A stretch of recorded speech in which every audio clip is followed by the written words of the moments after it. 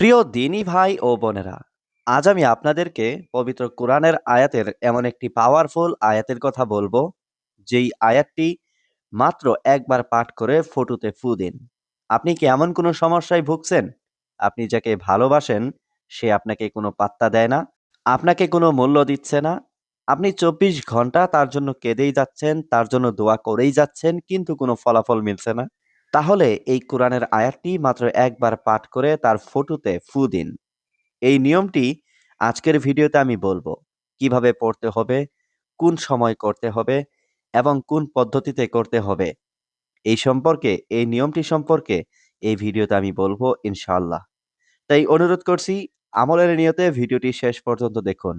আর চ্যানেলে নতুন হয়ে থাকলে অবশ্যই চ্যানেলটি সাবস্ক্রাইব করে পাশেই থাকুন, যাতে করে এমন ইসলামিক ভিডিও আপনার কাছে পৌঁছে।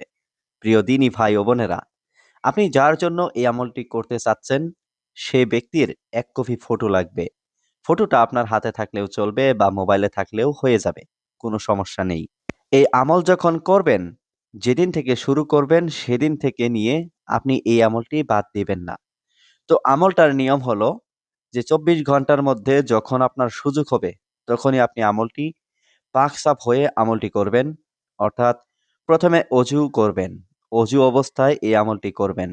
যখন আপনি আমলটি করবেন তখন সেই ব্যক্তির ফটোটা আপনার সামনে রেখে প্রথমে দরুদে ইব্রাহিম ৩ বার পাঠ করবেন। দরুদে ইব্রাহিম আমরা সকলেই জানি, যেই দরুদে ইব্রাহিমটা আমরা নামাজের মধ্যে পড়ে থাকি। দরুদে ইব্রাহিমটা আমি একবার পড়ে শোনাচ্ছি। আল্লাহুম্মা সাল্লি আলা মুহাম্মাদ ওয়া আলা আলি মুহাম্মাদ কামা সাল্লাইতা আলা ইব্রাহিম ওয়া আলা আলি ইব্রাহিম ইন্নাকা হামিদুম মাজিদ। আল্লাহুম্মা বারিক আলা মুহাম্মাদ ওয়া আলা আলি মুহাম্মাদ কামা বারাকতা আলা ইব্রাহিম ওয়া আলা আলি ইব্রাহিম ইন্নাকা হামিদুম মাজিদ। এই দরুদ শরীফটা ৩ বার পাঠ করবেন। তারপরে ইস্তেগফার ৩ বার পাঠ করবেন। অর্থাৎ আস্তাগফিরুল্লাহ, আস্তাগফিরুল্লাহ, আস্তাগফিরুল্লাহ, এভাবে ৩ বার পাঠ করবেন। তারপরে এই কাঙ্ক্ষিত আয়াতটি মাত্র একবার পাঠ করে সেই ফটোতে ফু দিবেন। পবিত্র কোরআনের সেই আয়াতটি হলো ওয়া আলকাইতু আলাইকা মাহাব্বাতাম মিন্নি। আবারও বলছি, ওয়া আলকাইতু আলাইকা মাহাব্বাতাম মিন্নি। এই আয়াতটি মাত্র একবার পাঠ করে ফটোতে ফু দিবেন। তারপরে আবার দরুদে ইব্রাহিম ৩ বার পাঠ করবেন, যেই দরুদ শরীফটা আমি একটু আগে পড়ে শোনালাম। এই দরুদ শরীফটা পড়ার পরে আল্লাহ তাআলার কাছে দোয়া করবেন। যারা এই আমলটি করতে চাচ্ছেন কমেন্টে লিখে যাবেন। প্রিয় দিনী ভাই ও বোনেরা, এই আমলটি করা একদম সহজ। কিন্তু এই আমলটি করলে আপনি ফলাফল তখনই পাবেন যখন আপনি ৩টা শর্ত পূরণ করবেন। কি সেই ৩টা শর্ত? প্রথম শর্ত, আপনাকে প্রতিদিন ৫ ওয়াক্ত নামাজ কায়েম করতে হবে। আপনি সময় মতো ৫ ওয়াক্ত নামাজ পড়তে হবে। আপনি যদি নামাজ না পড়েন তাহলে কিন্তু আপনার এই আমলটি কোনো কাজে আসবে না। আল্লাহ তাআলা তার প্রিয় বান্দাদের দোয়াই কবুল করে থাকেন। আর আপনি যখন ৫ ওয়াক্ত নামাজ প্রতিদিন সময় মতো কায়েম করবেন, তখনই মহান আল্লাহ রাব্বুল আলামিনের একজন প্রিয় বান্দায় পরিণত হবেন। তো আপনি প্রতিদিন ৫ ওয়াক্ত নামাজ ঈমানের সহিত সময় মতে কায়েম করার চেষ্টা করবেন।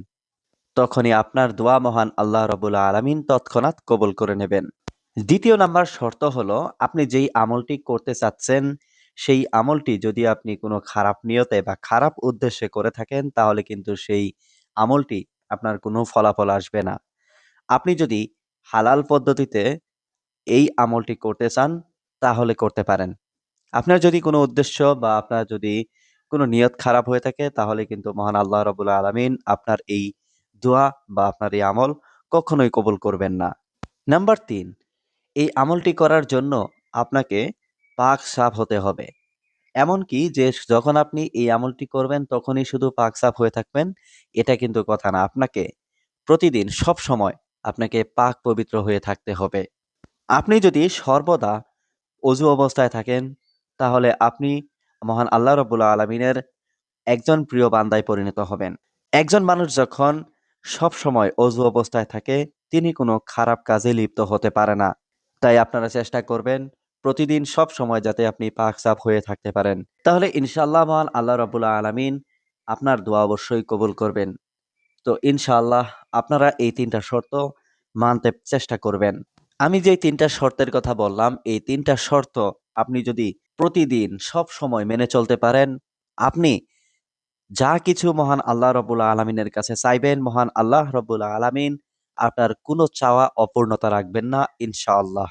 প্রিয় দিনী ভাই ও বোনেরা, যদি ভিডিওটি আপনার কাছে ভালো লাগে তাহলে অবশ্যই ভিডিওটিতে একটি লাইক দিবেন এবং কমেন্ট করবেন এবং বন্ধু-বান্ধবের সাথে শেয়ার করবেন। আর যদি চ্যানেলে নতুন হয়ে থাকেন তাহলে অবশ্যই চ্যানেলটি সাবস্ক্রাইব করে পাশেই থাকুন।